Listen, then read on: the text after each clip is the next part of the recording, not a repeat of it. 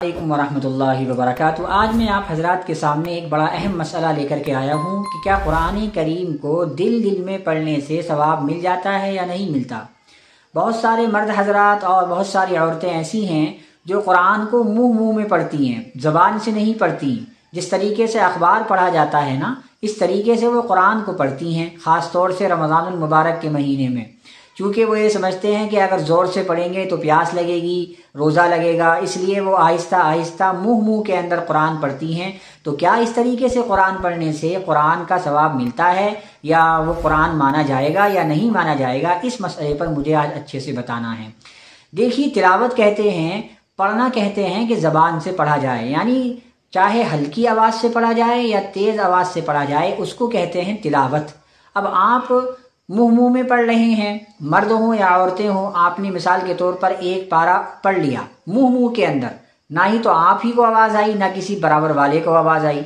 जिस तरीके से अखबार पढ़ा जाता है दिल के अंदर, मुंह के अंदर, तो इस तरीके से पढ़ने से आपको कुरान करीम के पढ़ने का सवाब बिल्कुल नहीं मिलेगा।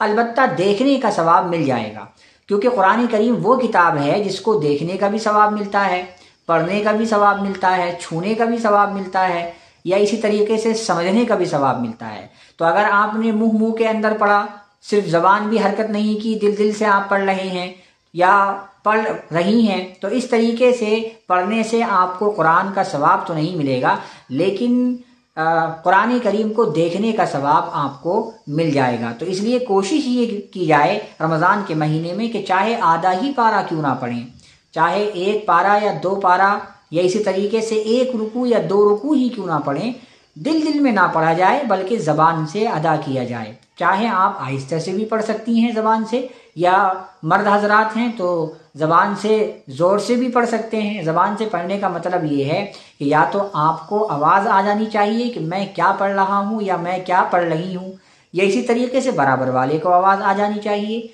तो ये है मतलब ज़बान से पढ़ने का। लेकिन अगर आप दिल में पढ़ रही हैं या दिल में पढ़ रहे हैं या मुंह के अंदर पढ़ रहे हैं, तो आप इसको अच्छे से समझ लें। इस तरीके से कुरान पढ़ने से आपको बिल्कुल सवाब नहीं मिलेगा, देखने का सवाब मिल जाएगा, कुरान के पढ़ने का सवाब नहीं मिलेगा। इंशाअल्लाह इस क्लिप को आप शेयर कीजिए और खूब समझने की कोशिश कीजिए। और कुरान करीम चाहे थोड़ा पढ़ो लेकिन अच्छा और साफ अंदाज में पढ़ो, आवाज़ से पढ़ना चाहिए। अल्लाह हम तमाम को कुरान करीम सही पढ़ने की तौफीक अता फरमाए। अस्सलामु अलैकुम वरहमतुल्लाहि वबरकातुहू।